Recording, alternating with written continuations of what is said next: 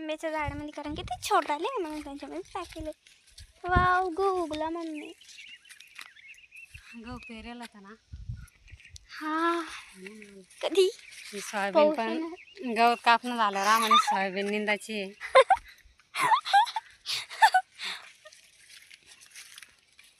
तिकडे आमच्या शेताच्या पलीकडे पेरू जाम एकच आहे, जामाचा बगीचा आहे. तर मम्मी खाल्ली पुढं,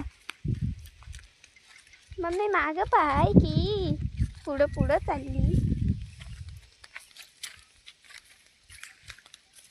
भाजी कशाची? हिला मी कोंबड्याची भाजी म्हणते. खात्या केला. हे अशी येलं कापायचे, येलं कापून घेऊ का उपटून? हे कापून घेईन ते उपटून घे. असं का? हां घालून उपटायचं का? हां माझे तास धरते की एक येतं झालं नाही. पहिले ते तिखाडं बंधाऱ्याचं काढून घेऊ, मग घेऊ इकडं. म्हणजे मी मम्मी सोबत यायला नसतं, त्याला दोराने आणला. आणायला पाहिजे तर आपण असं बांधलं असतं. पप्पांना सांगलं तानाचं जरा ध्यानातच ना.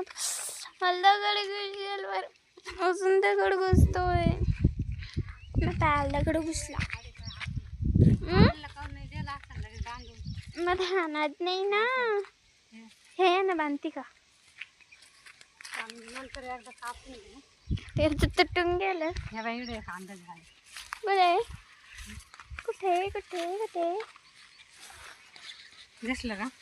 हां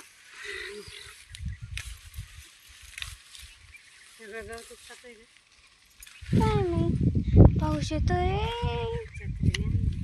छत्री पप्पाने एरंडाचं झाड, आंब्याचं झाड गोंडा लगे वरती आला. मी मम्मीला सांगते तेव्हा त्या तिकडे येते, त्याला पण येते. पहिले असं तिकून नाही मग तिकून तसं नाही.